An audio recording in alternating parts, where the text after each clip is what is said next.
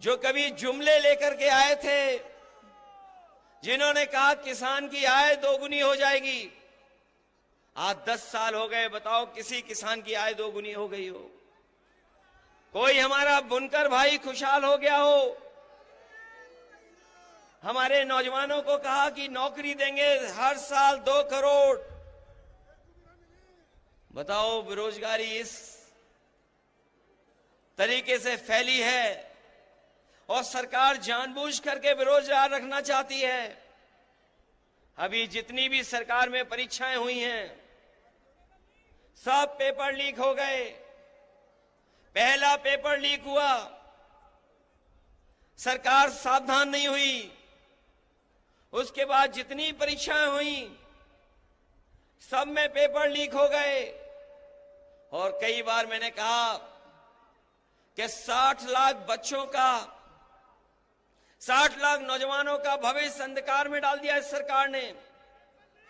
और अगर किसान नाराज हैं, अगर हमारा नौजवान भी नाराज है, और अगर 60 लाख बच्चों के परिवार का इन्होंने भविष्य छीना है, तो केवल अगर हम 60 लाख के परिवार के लोगों की नाराजगी को गिन लें, अगर एक परिवार में 3 लोग इस सरकार से नाराज हैं, तो 60 लाख बच्चों का पेपर लीक किया इन्होंने।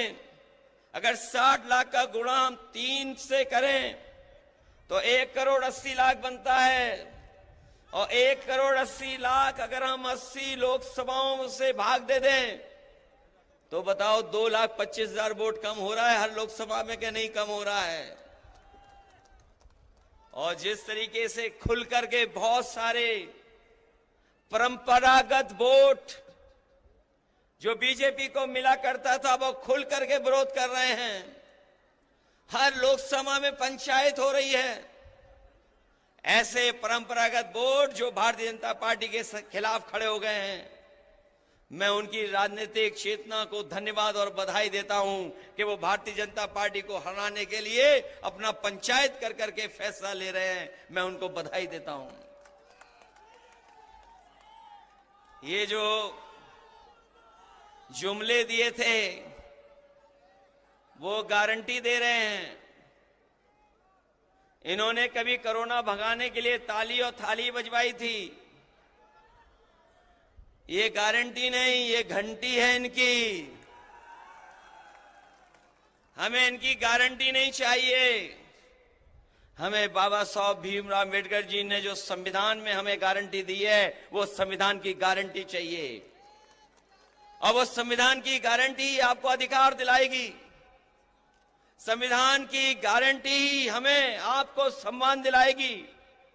इसलिए 2024 का चुनाव हमारे आपके भविष्य का तो है ही है, लेकिन आने वाली पीढ़ी के भविष्य का भी चुनाव है। इसलिए आने वाली पीढ़ी के भविष्य के लिए और बाबा साहब भीमराव अम्बेडकर जी का संविधान बचाने के लिए और अपने वोट के एक अधिकार को बचाने के लिए आप लोग सब मिलकर के दानिश अली को जिताने का काम करना, इनकी मदद करने का काम करना।